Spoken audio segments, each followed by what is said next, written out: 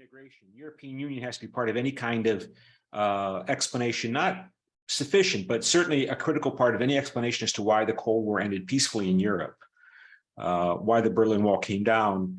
And as I said, any explanation has to include European integration, and the success in convincing many important people, many important critical decision makers in the former communist, what today are the former communist countries, what were then the communist states, particularly also in Moscow, which was under Mikhail Gorbachev's government in the Soviet Union, that West Germany really was a different place than it was obviously during World War II. That Germany, through European integration, had changed.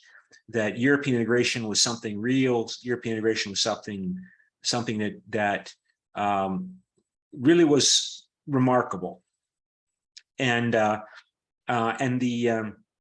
the success of the European Union in supporting, or effectiveness, I should say, of the European Union in supporting new young democracies that emerged in Spain and Portugal and Greece was also an impressive achievement that I think impressed, I know it impressed Mikhail Gorbachev, the ruler of the Soviet Union, the leader of the Soviet Union at the time, because he really admired the new Spanish democratic governments that came to power after Franco died. The fascist dictator died in 1975, and he really admired the first socialist prime minister in Spain, Felipe González. According to one book, The Gorbachev Factor by Archie Brown, I used that book in a class years ago. Mikhail Gorbachev, leader of the Soviet Union, really admired Felipe González. And Felipe González was a prime minister of Spain in the 1980s, and the first socialist prime minister to come to power. One of the first at a very fragile time in Spanish history, because as I said, Francisco Franco, the military ruler in Spain, he died in his sleep in 1975 after ruling in Spain for 40 years. He had been in power there, and there was no revolution that overthrew him. He just died, and there was a lot of supporters for Franco. There was a lot of supporters still to this day for Francisco Franco in Spain. And it's an important topic in Spanish politics, which we talk about more fully when we teach the European Politics Society class in the spring. Again, what to do with Franco and the legacy of Francisco Franco, and the supporters of defenders of Franco and the opponents to Franco, and the legacy is an important part. But we know that Mikhail Gorbachev really admired Felipe González. So there are many factors that have to be involved in any explanation as to how the Cold War ended so peacefully, at least in Europe. But one of those factors that has to be included was European integration, and the success specifically in convincing many Europeans that Germany was a different country, that at least Western Germany was a different kind of country than it had been stereotyped and viewed as being through the late 19th and into the 20th century. And of course, that's even more ironic when we keep in mind how today in 2022, the prevailing view in Moscow appears to be that the European Union is a problem, the European Union is a threat, that the European Union basically serves the United States and the United States expansion into former Soviet Union sphere of influence.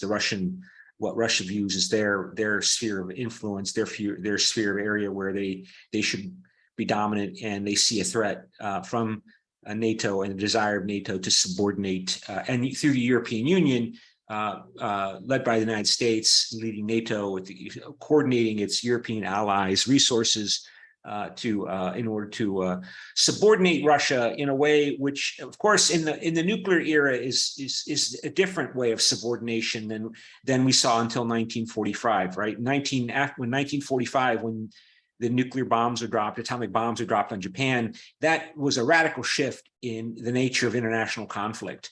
So international conflict remains very, very intense, but it tends to be more indirect. It tends to be indirect because of this fear or concern about the loss of control over the escalation of a conflict to direct conflict between nuclear powers and nuclear war. So this kind of competition is indirect. Therefore, it's supposedly easier to control and regulate. And the European Union and its enlargement in the prevailing view in Moscow appears to be that the European Union is an instrument for America, an indirect instrument for American expansion of its influence in Europe, and then through Europe and North America to the rest of the world. And their main opponents in the prevailing view in Moscow today are Russia and China, Moscow and Beijing. And of course, another reason why we're interested in this week's topics about the history of the European Union is because, as you all know, particularly the students here who are Korean, that we are always looking for lessons that we can learn and apply to peaceful resolution of the conflict between North and South Korea.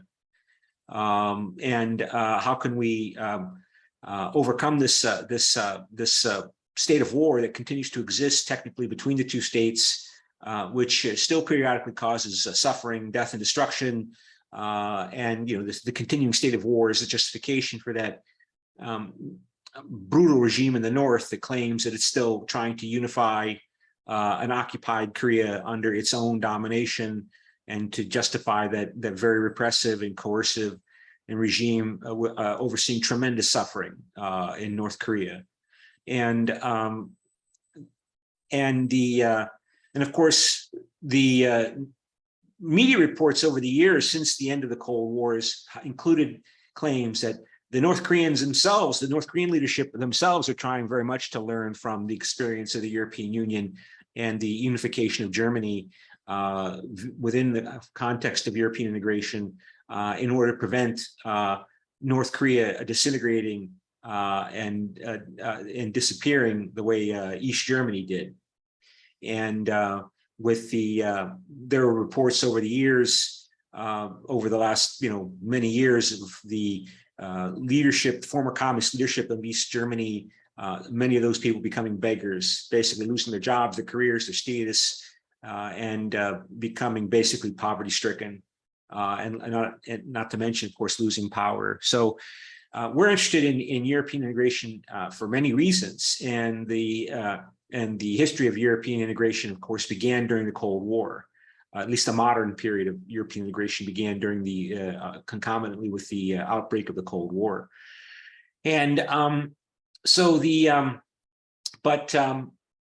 me, before I forget, just to show you what I have been showing, for example, in classes, there have been efforts by various European, East Asian leaders to refer to the European experience as something that they should try to learn from. Let's see if I can find it here. I opened it. Did it open up? In terms of what let me see if I can find this here. I opened up a file. I want to just go back to that file here. So some stuff in the way here. I opened that up. I think it goes to side. It went to cyber. Oh, my other. One more time. Let me try this one more time here.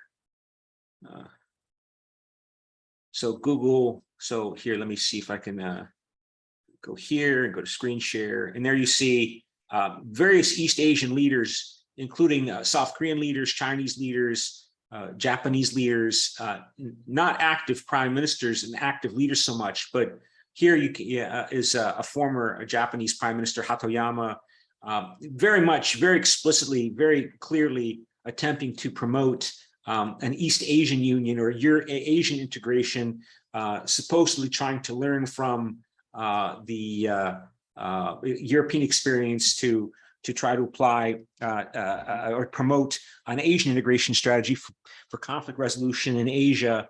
Of course, This is this former prime minister of Japan is going to these countries. He's going to China. He's going to Korea and apologizing to comfort to the enslaved women from Korea.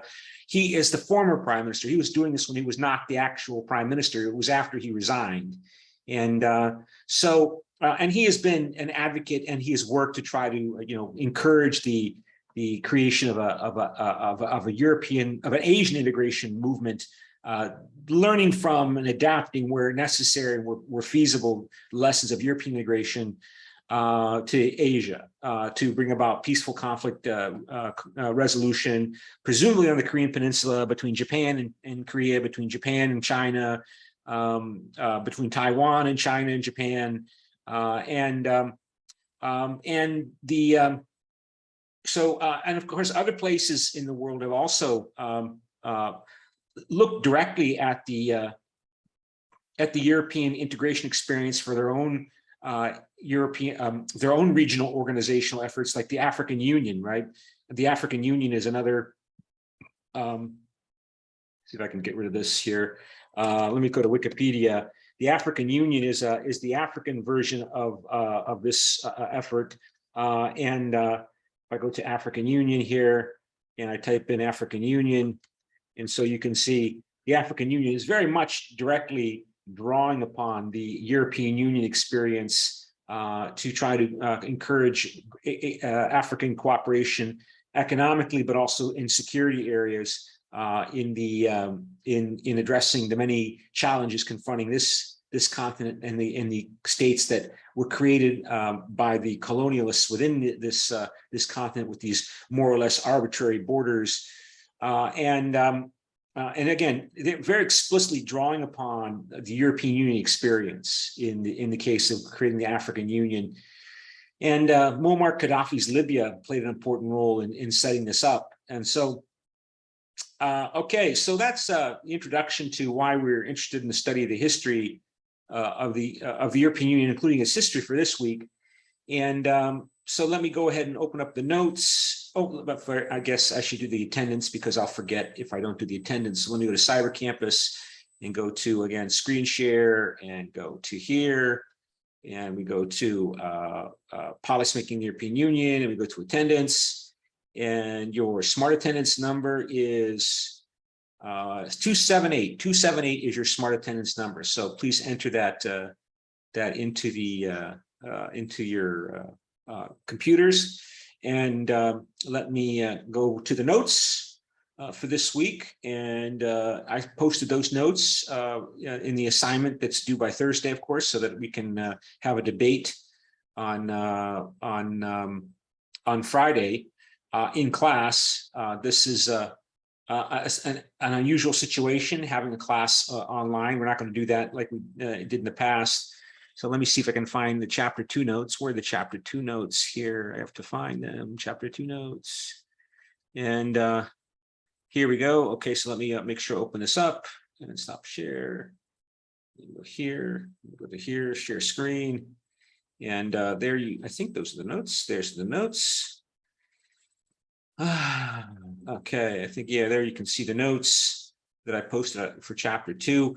And as I said, we have a debate topic on Friday. And the debate topic is, let me see, here we go to get this out of the way. And go to lesson plan again. And let's see if I can find the lesson plan. Stop share. Go here. So go here, go stop share screen. And the lesson plan is to international students, France and Germany are bound to lead Europe, that they are bound to leave Europe. And so you can write pro or con position on the at least 150 word paragraph. And, we'll have probably have the kind of debate on Friday that we had last week, in which the class will break up into 2 groups, pro and con, and everybody get a chance to speak, to practice their English. But I also sent out an email link to you so that you can sign up for an in-class student debate. So let me go back to that and go to share screen and go to let me see here. Let me open up my, okay, so let me put this here, stop share, and you can see this is the file that I posted in Google Documents. So you get in there and you can sign up for debate. So you can see I sent you the link to this, so anybody can go in there and write their names. And we've also had a couple people already sign up. Rami Manel signed up for late in a couple months from now in November, and Jun Suk Cho also signed up as well. And as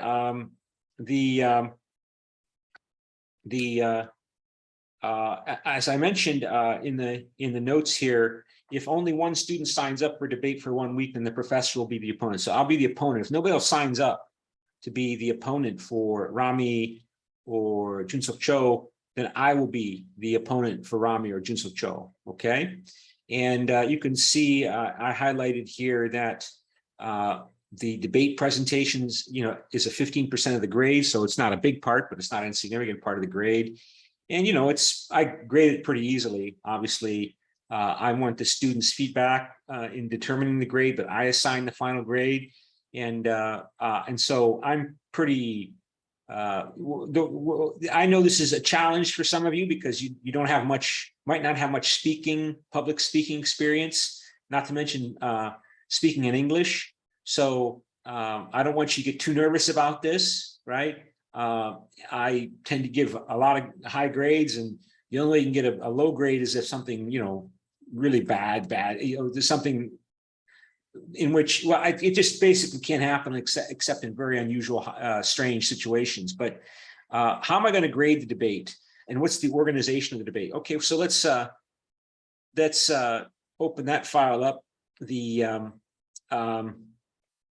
And let me go to the evaluation rubric, and here it is. So we go here, and then I have to go here. Let's just say stop share and go here and make sure this big so you can see it. Wow, that's strange. Okay, there we go. So then I go to share screen, and this is the evaluation rubric that we will use to evaluate, to organize the class, right? So the organization of the class, of the debate, begins with Khan makes the opening statement. Khan is affirmative, and then they speak for 6 minutes maximum, and then Pro then makes their statement for up to 6 minutes maximum, and then Pro rebuts Khan, because affirmative means pro, for up to 4 minutes maximum, and then Khan rebuts and concludes for 7 minutes maximum, and then Pro has the last word. It rebuts and concludes for up to 3 minutes. So 6, 12, 16, 23, and 26 minutes. So less than half an hour for the whole debate. We're pretty loose, though. You can ask questions during the debate, get extra credit for asking questions. And so that means Pro speaks 3 times and Khan speaks twice, right? So affirmative speaks 3 times, and a negative speaks twice. And this is called the Lincoln-Douglas format. It's called the Lincoln-Douglas format because supposedly this is a general framework for organizing the debate that happened between two American politicians in on the eve of the American Civil War. Abraham Lincoln and Stephen Douglas had a debate about slavery, I think, in 1858. And this is all associated with American education system, the Stephen Douglas format, as if this is we're engaging in a practice that was fundamentally important in the creation of the modern United States. And so that's why it's called the Lincoln-Douglas format, because supposedly Abraham Lincoln, before he became president, and Stephen Douglas, who was running, they were both running for office. I think Abraham Lincoln and Stephen Douglas were running to become a representative in Congress from the state of Illinois, and Lincoln lost. Lincoln lost that election, and then I think Douglas won, and then Douglas became a senator from Illinois. But then he ran for president in 1860, and he lost. Abraham Lincoln became president in the election of 1860, and after he was inaugurated, the Civil War began in 1861. And so, in terms of how we're going to evaluate the debate, I'm going to ask you to vote and how to evaluate the debate. I want you to consider, everybody in the class will vote anonymously. Everybody will vote anonymously on Cyber Campus. People, their opening statement. So when Pro speaks for 6 minutes, that's the opening statement. You can give them a rank of 5, 4, 3, 2, 1. 5 is excellent, 1 is poor. If 5 is an excellent, well-organized speech, opening statement speech in that first opening statement. Good is, main ideas are clearly presented and supporting a constructive speech, but, it wasn't, outstanding. Satisfactory is, they did what they had to do. Limited is there's some problems, basically it's what they're trying to make is not clear. And then a poor presentation is that basically they're just not making an obvious point. They're not making the clear points at all in their presentation. So and then rebuttal. Everybody, both sides rebut, and so an effective 5 excellent is effective rebuttal analyzes flaws in the opposite team's approach. And the conclusion integrates main ideas with elaborate support, including flaws in the opposite team's argument, and leaves a strong impression. Good, they don't leave a strong impression, basically. They did what they have to do. Satisfactory is, they made a good effort, but, they're not very, very effective. 2 is, there's really something weak here. I don't really understand what they're trying to say. And 1 is, I just don't understand what the rebuttal is. What they're trying to argue in the rebuttal. And then third criterion for evaluation is the presentation style. Do they speak articulately and confidently with it? Practice effective voice and gesture for a 5-point award. You can use audiovisual aids. So like typically, we'll do this in class, right? So almost always we'll do this in class. So if you want to make a PowerPoint presentation, or you want to make some kind of use video clips on YouTube or whatever, you can do that. We're going to be doing this in class. Also, do they, the key to effectiveness here is practice, right? Is practice. When I first began making my first presentations in class, I found that what I needed to do was learn the information that I wanted to present, that I wanted to use so well that I didn't even need to need to look at any notes, because the information was so strongly internalized in my head that I could maybe have some notes, the notes I wanted to present in my hand in a piece of paper like this, right? Just so I can feel confident. Like I know that if I get nervous, I can always just read the notes, right? I can always go look at the notes, and I'll never have a situation where I can't say something. I will always have something to say. But that's basically, it's like a security blanket, right? You should feel a little nervous. It's normal to feel a little nervous when you have to speak in front of an audience. If you're not feeling nervous, there's something wrong. So it's okay to be a little nervous, but you don't want to be so nervous that you freeze, right? And the key, again, to an effective presentation is success, is practice.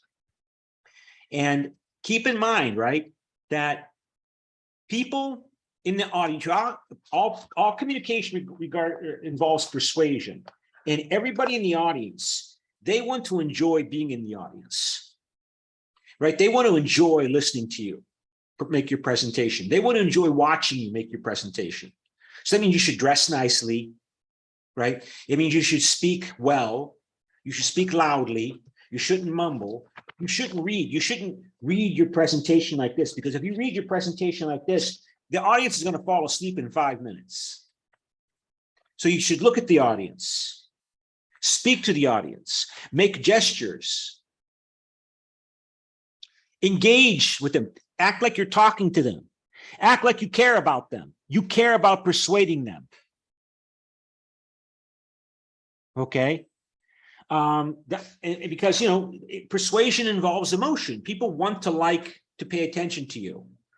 And so like I said, what I do is, you know, if I have a presentation to make on a topic I've never really talked about before, I will take notes on the material, on the book chapter or the article that I'm supposed to present to the audience, and then I would write down those notes on a piece of paper in a notebook, and then I would divide the paper in half, and then write the notes here, and then write notes on the notes on the next page, on the next half of this paper. And this is how I began to learn the information in the book so well that basically these notes here are like cue cards. They remind me about the information I want to say in the class. And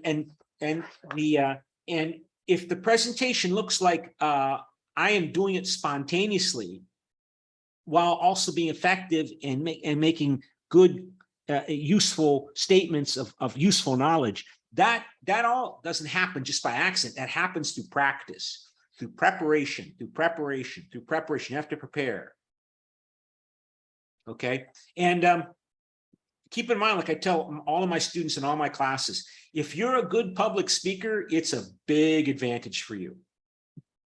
If you're a good public speaker, you are going to get a big plus in your career in the future, because organizations, whether they be universities or government agencies or corporations, people that are going to have positions of responsibility, they have to be able to speak to an audience. If you're going to have a position of responsibility in an organization, you are going to have to communicate with people in a public environment. You're going to have to communicate with people as a group. And if you are effective in doing that, your superiors in that organization are going to like that. They're going to really like that. And I know, because I have in mind, you know, I was just talking with my sister, for example. My sister works for the state of Ohio in the division of the state of Ohio government in Ohio, my home state in Ohio, United States, that deals with protecting medical insurance for workers who get injured on the job. And she is always being asked to make a presentation to her coworkers in the Bureau of Workmen's Compensation, because she's a good speaker, and she seems to like speaking, and so she's always being asked to make these presentations, and so she's always getting the attention of the people coming under the attention of more senior people, because they like watching her too. They know how effective she has been. So that, and again, the task here is practice. It's just preparation and practice. So, you know, speak in front of a mirror if you have to. I know, since you're speaking in English, which is, you know, not your native language, that you probably do need to practice in making your preparation and making your presentation. We will be in front of an audience, right? We'll be using the microphone as well. So, you know, you have the microphone to help you project your voice. You got to make sure people can hear you. Right. And that, you know, that I tend to speak too loudly, but I found that it's better to speak too loud than too softly, because I want to make sure that I want to help people pay attention to me. And that's what you have to do as well. So this is presentation style, right? You know, you want to make sure you always try to look at people. Don't read your presentation. You can't look at people if you're reading your presentation. And then that's 3. I mean, 2 is basically, it's really it's becoming a challenge to pay attention to the speaker, and one is we really can't pay attention or hear what she's trying to say. And then also the 4th factor for evaluation is the use of week's reading materials. Like we always say, right?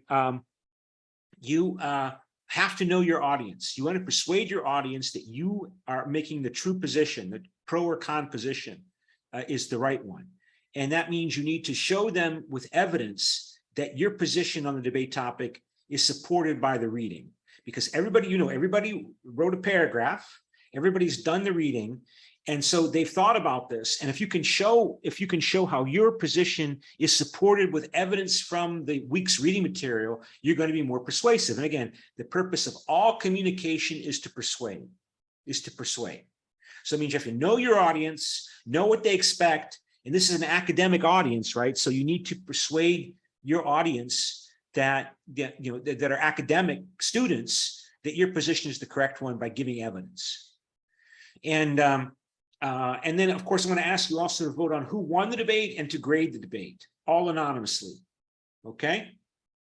So please, again, going back to the sign-up sheet. So please don't forget to sign up for a debate. Is that what I did? I got to find that. I have to find the topic again here. Okay, so we go here, and go here, and so we go here, and then we go share screen. So choose a day that a week you want to debate. We could start this Friday, week 3, but I don't expect many students. If you want to get it done and get it finished, do it now. If you think that basically as we go into the semester, there's going to be less and less time because you're going to have more and more homework and tests. That's up to you to decide. Okay. And like I said, if during weeks when we don't have a debate, we'll have the debate like we did on this past Friday, in which students came. I'm sorry. Was it this past Friday? No, it was we're going to have we have people come together and talk and debate the topic from the point of view of dividing the class into 2 groups. Okay. So, okay, any questions? Okay, if no questions, and then we'll just go back to the notes. And so you can see we're already almost 2/3 done with the class. So let me then do something a little bit different and ask you to vote on the debate topic today. And well,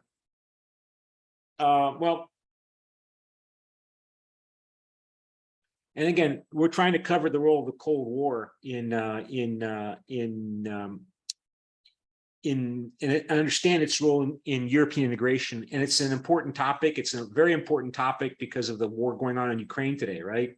I mean, the European Union is supposed to be a strategy for peace in Europe. I mean, I know it's not its only function, but that's supposed to be its primary function starting, after the Second World War had just completed. And now we have another biggest war in Europe since World War II. In the territory where much of the fighting in World War II occurred. Again, it's happening now in Ukraine. And so what was the role of the Cold War, the conflict between the United States and the Soviet Union, the United States and its allies, and the Soviet Union and its allies in leading the creation of the European Union? And maybe we should talk a little bit about those notes, and how much the opposition to communism, seen as directed from the capital of communism at the time, right, was seen to be the Soviet Union, right? Rightly or wrongly, Stalin's Soviet Union was seen as the world leader of the communist movements around the world. And how much was the European Union, what became the European Union or European integration, how much was it part of a containment strategy of the United States and its allies against the Soviet Union? And again, that's a long time ago. You're saying, well, that happened 70, 80 years ago. Again, like we talk about in my U.S. foreign policy class, today in September 2022, the dominant view in the United States, and it may well be a self-serving view, right, is that the United States saved the world from a Russian version of Nazi Germany. That the Soviet Union wanted to try to do what Germany under Hitler tried to do, and that is try to spread its influence and dominate the world. Through military conquest, if not through military conquest because of nuclear weapons, because now we have nuclear weapons, so the Soviets are not going to act like Hitler and his gang, because Hitler and his gang were invading countries before there was nuclear weapons, right? So if you have questions, I'm going to have to answer them later. I can't answer them now. But you can send me an email. now we have nuclear weapons, and so the Soviet Union is going to try to spread its influence through indirect competition, utilizing its local spies and agents that work for the Soviet Union. The Italian Communist Party, the French Communist Party, Kim Il-sung in Korea, Mao Zedong in China. These people are all basically part of a worldwide movement led by the Soviet Union to achieve their own objectives as local rulers of China and North Korea and so on, but with the patronage and encouragement of the Soviet Union in the name of world communism. And so that's the dominant view today, and that the dominant view continues in the United States that Russia is trying to rebuild its Soviet era empire, that Moscow, after it lost the Cold War, after it lost the competition with the United States, that the Russia wants to rebuild after it recovered from the collapse of communism brought about by its inability to compete with the victorious United States, that Russia is trying to reconstitute its some form of its global influence, maybe not under communism, but under conditions in which it would exploit the trouble and unrest that it is causing in places like Ukraine and elsewhere in order to at least rebuild the spheres of influence that Russia had over the old territories of the Soviet Union. I mean, Russia's maybe not likely to invade and occupy and annex Turkmenistan or Armenia or Azerbaijan to the Soviet to the Russian Empire, but they want to dominate those areas because those countries were part of the Soviet Union, and that's how they will dominate those areas and be a global superpower. That Russia wants to be a global superpower, even though the Russian regime supposedly is a brutal regime, a corrupt regime, an anti-democratic regime, and that people that desire democracy and freedom naturally are drawn to the United States and the European Union, and so particularly in Europe, and so of course the competition with Moscow continues. So let's look at the history, because this is really important for today, right? That it's a critical point, and it's even highlighted in your reading. There was an interesting comment in your reading, if I can open up those notes, where let's see if I can find those notes, right? So I think this is it. Yeah, okay. So where's those notes? Okay, here we are. There's one comment in the book where in the chapter about the role of the Cold War in creating or promoting the development of the European coal and steel community, and it seems to be a topic of some contention. It's the issue comes in regarding the role of realism. Like, realism as a political theoretical perspective believes that basically conflict is inevitable in international relations. Realism, including its various forms like neorealism, or defensive realism or offensive realism, or sometimes called structural realism, as it's called in the other textbook from my other class in U.S. foreign policy, that basically conflict is inevitable because states, they have an inherent predisposition to compete with each other and to expand their influence at the expense of other countries. Maybe they're unusual individuals, unusual actors, unusual leaders in those states that try to overcome these predispositions, but sooner or later they will fail. And the inherent conflictual nature over conflict for influence among the states of the world, particularly the great powers, will become dominant in international relations.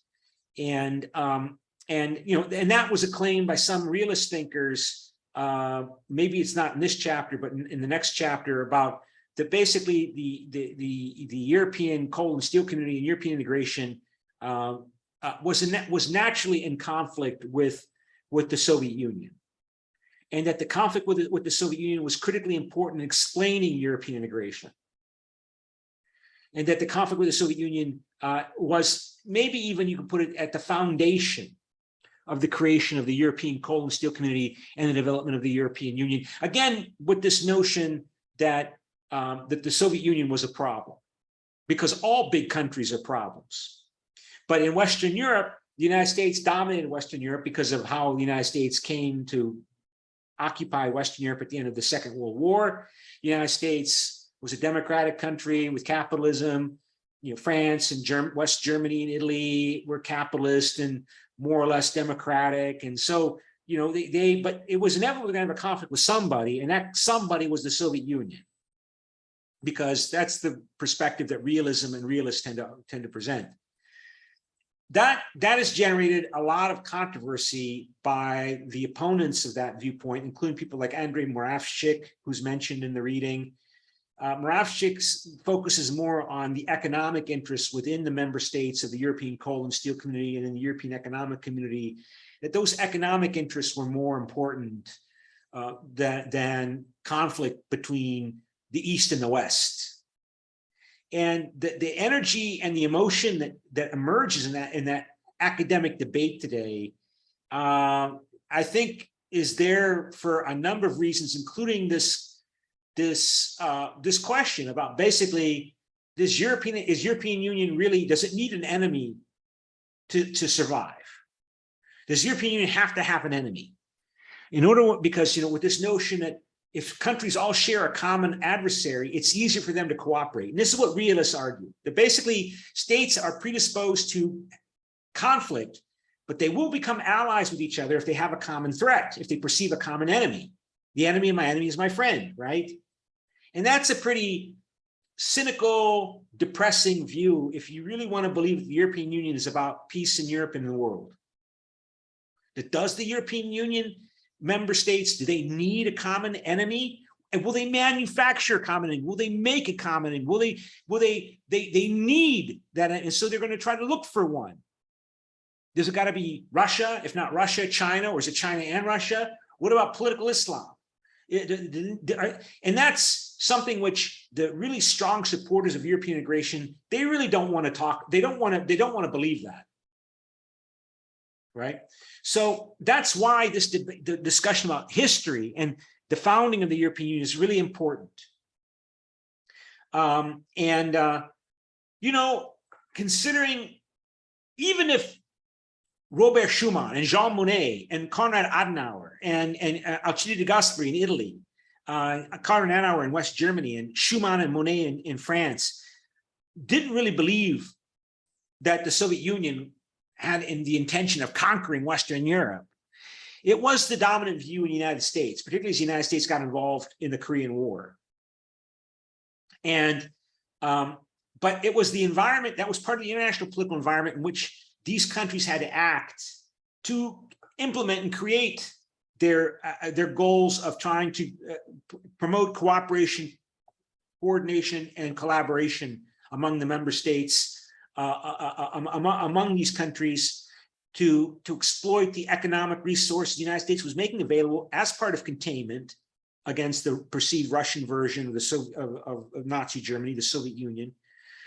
And that was the political environment in which this integration process began, and NATO was being established, of course, at this along with all these American military bases throughout Western Europe.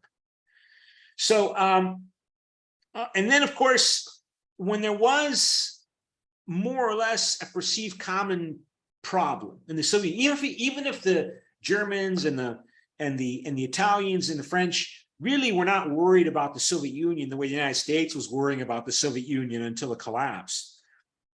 Still, it was easier to convince each other to cooperate when there was obviously this, even if it wasn't aggressive, very brutal, cruel regime occupying half of Europe. I mean, it was a regime that imprisoned its opponents, that divided Germany and separated families, and used a secret police and tortured people and put people in jail and was corrupt. It was an ugly system. It may not have been primarily motivated by a desire to conquer Western Europe, but it was a nasty system, at least in a lot of ways, from the point of view of Western Europe. And when that collapsed, when that system collapsed in 1989, that perceived common problem disappeared. All of those countries that had been part of the Russian-led counterpart to the NATO, which was the Warsaw Pact, the Soviet-led East European security alliance system for the communist states collapsed, that those countries then immediately tried to join the European Union and claimed that they wanted to join the European Union and declared they intended to join the European Union. And in the 1990s, the European Union decided, yes, we will bring them into the European Union. They became candidate countries in the 1990s, and NATO members as well. Meanwhile, Russia is very, very weak. After the collapse of the Soviet Union, the entire Russian economy was about the size of Belgium's economy. If you can imagine that. Belgium, a country of what, 18 million people, the economy of Russia, the gross national product of Russia was about similar to a level of Belgium. So Russia was completely incapacitated, almost completely incapacitated when the Soviet Union collapsed, and the East European countries applied to join the European Union. So that common perceived threat, that common perceived problem from communism, it disintegrated, it disappeared.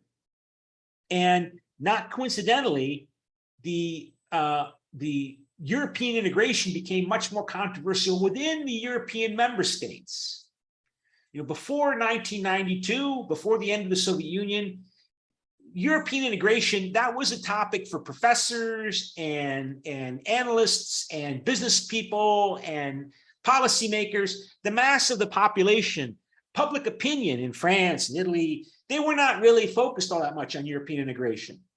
It was considered to be some kind of economic system for promoting the European economies, and that's great, but it wasn't seen as a threat to French sovereignty or British sovereignty, or at least not as a dominant view, or Italian sovereignty.